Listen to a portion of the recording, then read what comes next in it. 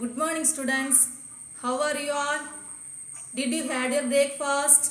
Okay, let's go to our subject.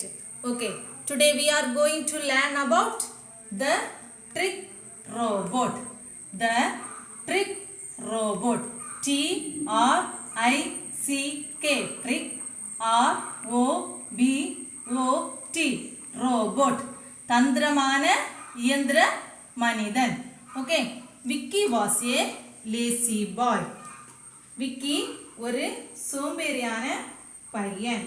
He never did his homework on time. Vicky ஒரு நாளும் homework சரியான நேரத்தில் செய்கிறது கிடையாது.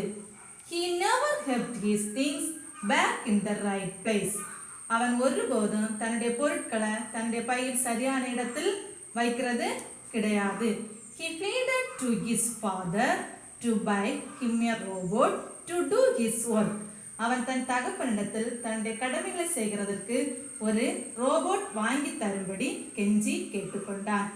Vicky father wanted him to become an active boy. விக்கியின் அப்பா அவன் ஒரு சுறுசுறுப்பான மகனாய் திகழ விரும்பினார். So he bought him a trick robot. ஆகவே தகப்பனார் மகனுக்காக ஒரு தந்திரமான ரோபோட்டை வாங்கினார். Vicky did not know that it was a trick robot. விக்கிக்கு தெரியாது இது ஒரு தந்திரமான ரோபோட் எந்திர மனிதன் என்று. He was glad to have a robot to do all his work. விக்கிக்கு ரொம்ப சந்தோஷம் அவனுடைய கடமைகளை செய்வதற்கு ஒரு ரோபோட் எந்திர மனிதன் கிடைத்ததற்கு. What happened to Vicky life? Vicky father said, Vicky, I have bought you a robot.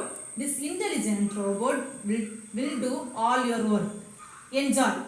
Vicky தகப்பனார், Vicky நான் உனக்காக மிகவும் திறமையான ஒரு ரோபோட் வாங்கி இருக்கிறேன். உன்னுடைய வேலைகளை செய்வதற்கு நீ சந்தோஷமா இரு. Vicky is excited to test his new robot. விக்கியோட அப்பா வாங்கி கொடுத்த ரோபோட்டை சோதனை செய்ய ஆர்வமா இருந்தான். Vicky says, I'm hungry. Cook some salad for me. நான் மிகவும் பசியா இருக்கிறேன். ஆகவே எனக்கு சலாட் உண்டு பண்ணு என்று ரோபோட்டுக்கு ஆர்டர் போட்டான். கட்டளை இட்டான். Robot, I do not eat salad, so I cannot make the salad. Robot என்ன சொல்லுச்சுன்னா நான் சலாட் சாப்பிடுகிறது இல்லை, ஆகவே சலாட் செய்ய மாட்டேன். Okay students, did you understand? Okay, let's continue next class. Thank you.